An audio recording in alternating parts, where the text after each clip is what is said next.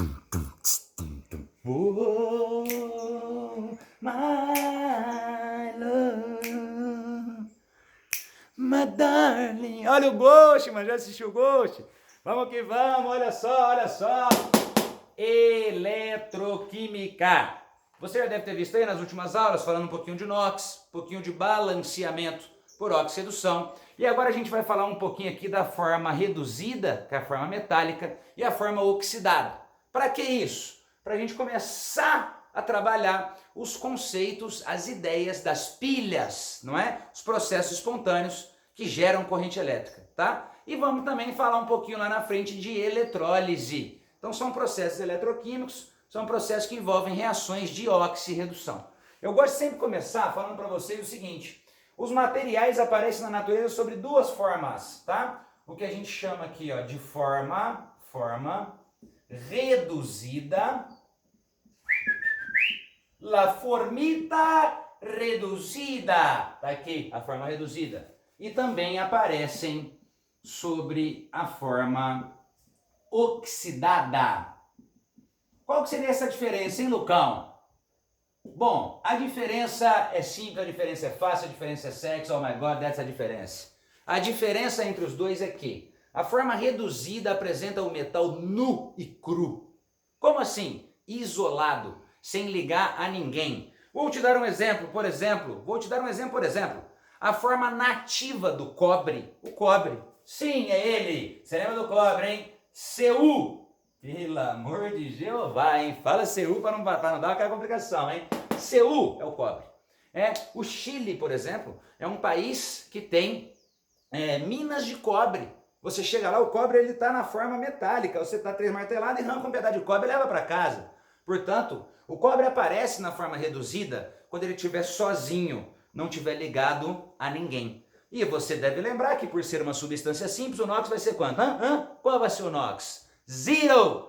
Ou seja, o NOx do cobre na forma reduzida vai ser zero. Só que o cobre ele pode aparecer, não é?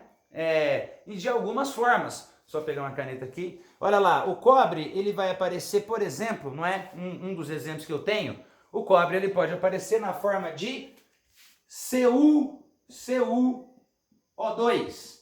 E aí já seria o nosso minério de cobre, não é? É um exemplo, existem vários minérios de cobre, sim? O nome desse minério aqui é cuprita. Não sei se você já ouviu falar, mas eu tenho aqui a cuprita. E aí, o que acontece em relação a isso? Não precisa ficar lembrando o nome dos materiais, só para você ter uma noção. O oxigênio tem carga menos 2. Menos 2 vezes 2, menos 4. Quem vai dar os 4 que precisa? Faz a continha, mano. Ah, Lucão, não entendi nada que você fez. Volta na aula de NOx e vai ver a aula de NOx. O NOx do cobre aqui, então, mais 4. Portanto, quando ele está na forma reduzida, o NOx sempre vai ser zero para metais, hein? E, obviamente, quando ele oxida, ele perde elétron, a carga vai ficar positiva. Maravilha? Vou te dar mais um exemplo para você ter uma noção aí. Olha lá, imagine você, por exemplo, o ferro, tá? Olha só o que acontece. O ferro é um material que tem alto potencial em oxidar. Nós vamos ver potencial. Desculpa, nós vamos ver potencial rapidinho daqui a pouco. Mas o ferro não aparece sozinho na natureza, assim como o cobre nativo. Você não vai chegar numa mina de ferro, entendeu? Ele vai estar isolado? Não vai. Ele vai estar ligado a alguém. Portanto, a forma reduzida é a forma isolada, enquanto a forma oxidada sempre ligada a alguém. Se está sozinho, você já sabe qual é o NOx? Ei, qual é o NOx? Substância simples, o NOx é zero. Vai que vai. Existem vários minérios de ferro, não é? Papai e mamãe, que são professores de geografia, estão aí felizes de eu conhecer os minérios de ferro. Olha lá, vou te dar o exemplo de um aqui que é legal, que é o Fe2O3. Ele também aparece na natureza, na forma sólida. Ele tem nomezinho, Ele é o nosso digníssimo... o A, não é? Hematita. Hematita. Quem é hematita? Minério de ferro, tá? Nesse caso aqui, se você quiser, faça comigo o troca-troca. Vamos fazer o troca-troca?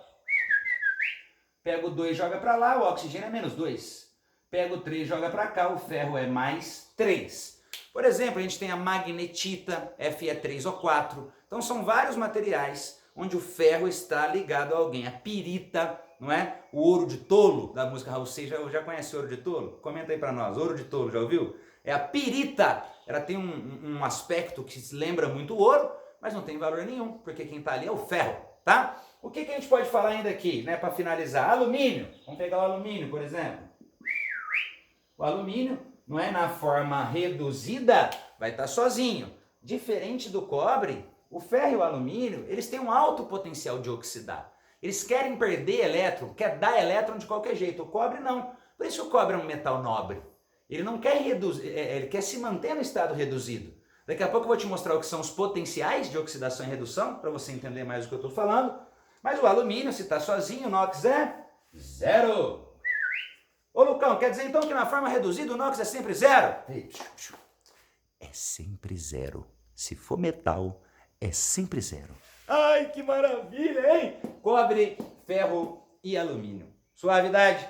Vou dar aqui um exemplo de um bairro que eu morava lá em Ouro Preto, na minha digníssima, saudosa Ouro Preto, que o pessoal insistia em chamar de bauxita.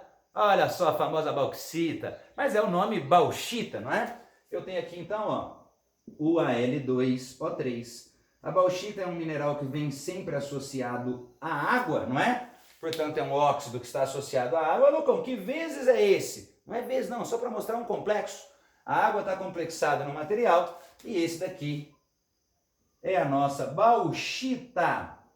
Bauxita. Hoje eu moro em Cataguases, você conhece Cataguases? Eu moro em Cataguases. E sabe o que acontece?